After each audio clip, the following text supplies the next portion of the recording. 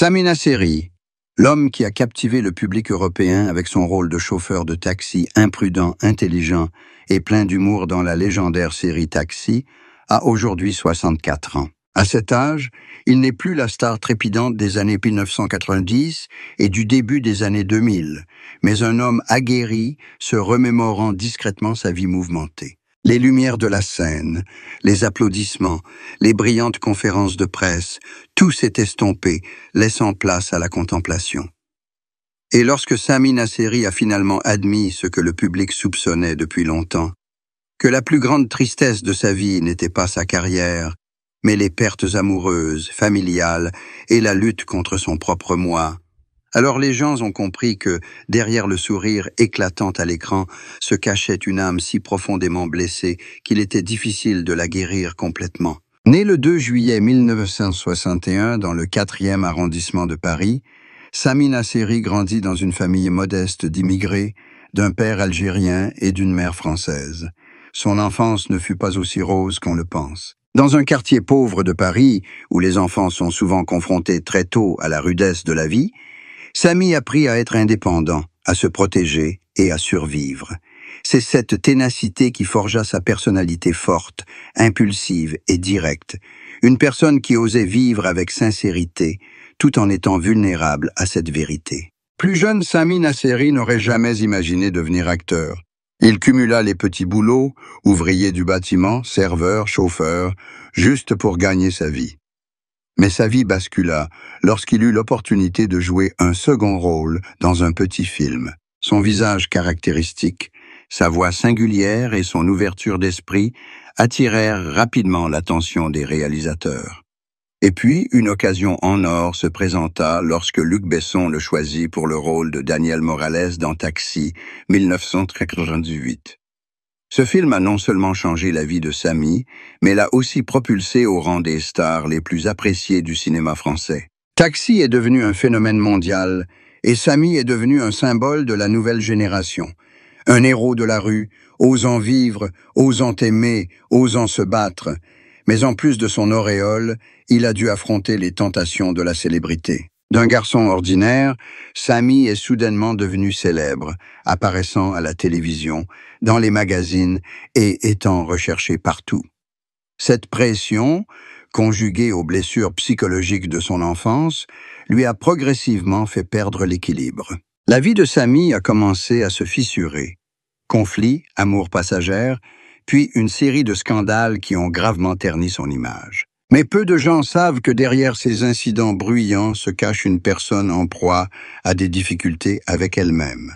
Sami a un jour admis avoir commis des erreurs, trop colérique, trop sûr de lui, trop vulnérable. Il a déclaré que la célébrité était arrivée trop vite pour qu'il apprenne à vivre avec. À son apogée, Sami a sombré dans la dépression, est devenu alcoolique et a connu des crises impulsives qui ont anéanti sa vie personnelle et professionnelle. Ce fut la période la plus sombre où les médias lui ont tourné le dos et où la société l'a jugé. Mais la plus grande tristesse de Sami Nasseri n'était pas sa carrière ruinée, mais ses blessures amoureuses.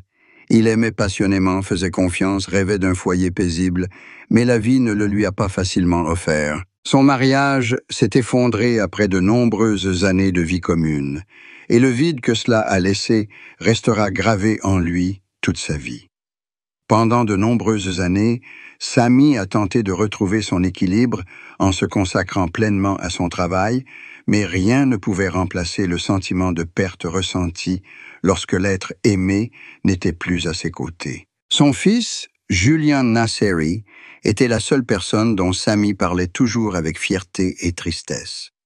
Julian a grandi sous les projecteurs des médias, témoin du jugement de son père, ce qui a parfois éloigné leur relation père-fils. Sami a confié un jour regretter d'avoir laissé ses erreurs passées blesser son fils, et c'était là sa plus grande douleur, celle d'un père imparfait, espérant toujours pouvoir arranger les choses. Mais avec le temps, ils ont progressivement retrouvé leur complicité, et c'est Julian qui a aidé Sami à reprendre confiance en la vie. La santé de Sami Nasseri était également un problème qui préoccupait beaucoup de monde. Après de longues années passées sous pression dans l'alcool et le stress, son corps était épuisé. Il a même été hospitalisé pour épuisement et troubles mentaux. Ses amis et sa famille disaient que Sami était au bord du gouffre. Il y avait des jours où il refusait de sortir du lit, de parler à personne, restant assis seul dans une pièce sombre. Mais il a trouvé de la force dans ses cœurs brisés. Il a commencé à se concentrer sur sa santé mentale, à se détoxifier, à méditer et à écrire. Mettre ses émotions par écrit l'a aidé à se remémorer le passé avec plus de tolérance. Son ex-femme, dans un rare témoignage, a confié que Sami était un homme sensible et gentil, mais qu'il ne savait pas s'aimer lui-même. Elle a ajouté « Il a toujours voulu apporter de la joie aux autres, mais il a oublié qu'il avait aussi besoin de guérir. » C'est cette empathie qui a rendu leur relation, malgré la rupture, toujours respectueuse. Elle a raconté un jour que, voyant son fils triste après avoir appris la mauvaise nouvelle concernant son père, elle a dit à Julien « Ton père n'est pas mauvais, il apprend juste à se pardonner. » Après tout, Sami Nasseri est maintenant une personne différente, plus calme, plus réfléchie et sait apprécier les choses simples. Il vit tranquillement, loin du bruit, passant plus de temps avec sa famille et ses amis proches. Il continue de faire du cinéma, mais il est plus sélectif, n'acceptant que les rôles qui lui semblent vraiment significatifs. Il a dit un jour que l'art était la thérapie qui l'aidait à se ressourcer, le seul moyen pour lui d'exprimer ce qui ne peut être exprimé par des mots. Désormais, chaque rôle n'est plus une opportunité de devenir célèbre, mais un chemin vers l'auto-guérison. Évoquant sa tristesse, Sami a admis que ce qui le tourmente le plus est le sentiment de solitude, même au milieu de centaines de personnes.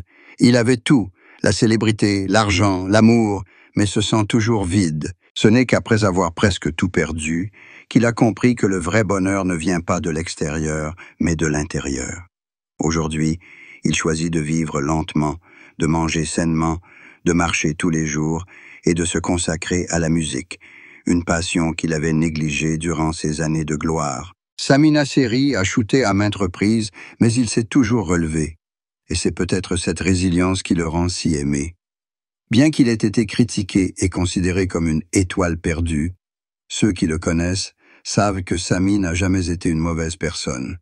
Il est simplement quelqu'un qui a été trop mis à l'épreuve par la vie. La tristesse de Sami n'est pas seulement un souvenir du passé, mais une part de lui-même. Il ne cherche plus à la repousser, mais apprend à vivre avec, la transformant en motivation pour continuer à créer. Il dit souvent que sans ces années douloureuses, il ne pourrait pas pleinement comprendre la valeur de la joie aujourd'hui. Et lorsqu'il souriait, ce n'était plus le sourire d'un acteur devant la caméra, mais celui d'un homme qui a traversé des épreuves et qui est toujours debout. Interrogé sur le bonheur, Sami a simplement souri et répondu « Je n'ai pas besoin que le monde entier me comprenne, j'ai juste besoin que les gens que j'aime croient que j'ai fait de mon mieux. » Et c'est peut-être là la confession la plus honnête et la plus profonde de sa vie, une vie pleine d'erreurs, mais aussi pleine de courage. Pour Sami Nasseri, la tristesse n'est plus quelque chose à cacher. C'est un souvenir, une leçon, la preuve que l'on peut tomber, mais que s'il sait encore aimer, se repentir, il peut encore se relever. Sa vie, bien qu'imparfaite, reste une belle histoire sur la puissance de la foi et la capacité à se sauver. Et lorsqu'il marche à la fin de l'après-midi, on voit encore en lui quelque chose de radieux, non plus le halo d'une étoile, mais la douce lumière d'une âme qui s'est pardonnée.